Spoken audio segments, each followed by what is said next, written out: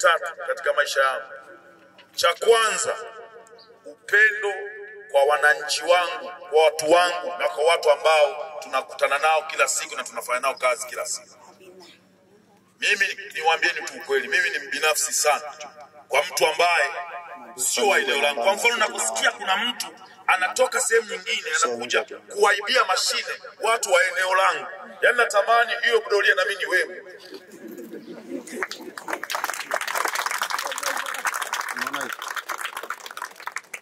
Moja kati ya vitu ambavyo Dr. Samia Suluhu Hassan alitubariki katika mkoa wetu wa Kigoma ni kutuletea Mzee Siro kuwa mkuu wa mkoa wa mji wetu wa Kigoma mjini.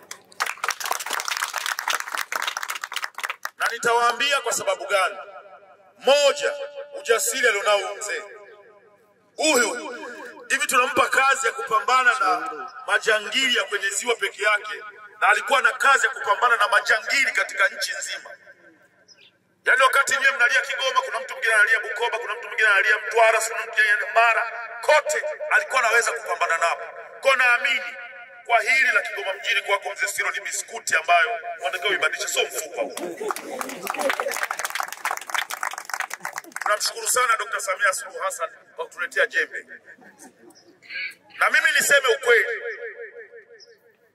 kama tunataka wavuvi wafaidi hili zao letu linalotoka kwenye ziwa Tanganyika, ni lazima wanapoenda kuvua na kurudi wawe na amani ya mioyo yao kwamba tunakwenda na tutarudi salama.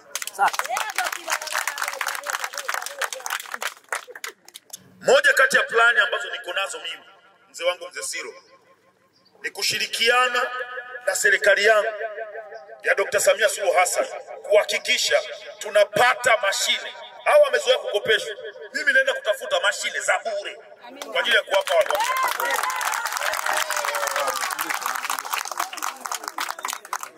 Haitawezekana kama unaenda kuhaha. Kwa mfano wiki ijayo nitakuwa niko Dubai, nikitoka Dubai naenda Japani. Japani kwenye mji unaitwa Osaka, ni mji ambao umetawaliwa na maji karibia 70%, ni maji matupu. Wale ndio wana mashine za kisasa kutoka Japani. Naenda kuhaha kutafuta mashine kwa ajili ya kuwaletea wavuvi. Alafu unamletea leo, umetoka Japani, umehangaika, umetumia nauli na kila kitu. Kesho yake unasikia bwana wameshachukua iko Kongo. Haiwezekani jamani. Kwa naomba sana jeshi letu la polisi au vyombo vyote vya ulinzi na usalama mweke nguvu kwenye hili, na sisi kama wananchi tuko tayari, kwa sababu kuna wezi wengine wako humu kwenye jamii yetu.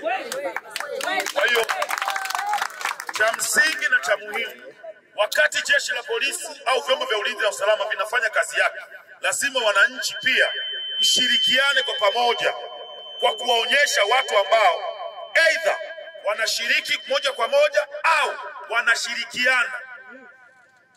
Wengine wanashirikiana hata kwa kutoa information. Mimi nitakuja hapa Bangwe, nimeleta mashine 10 nimetoka nazo Japani kwa heka. Sasa hivi kumbukeni, hatuahidi tena. Sasa hivi mimi nishakuwa mbunge. Kabisa. Ningekuwa natafuta kura, ningesema Baba Levo anasema hivi ili apigiwe kura. Sasa hivi sitafuti kura, sasa hivi tunatekeleza.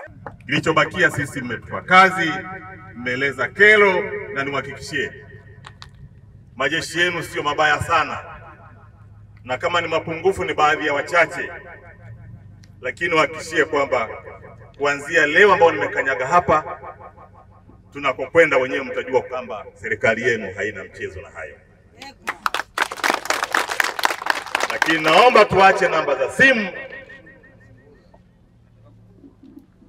Narudia, naomba tuache namba zetu za simu.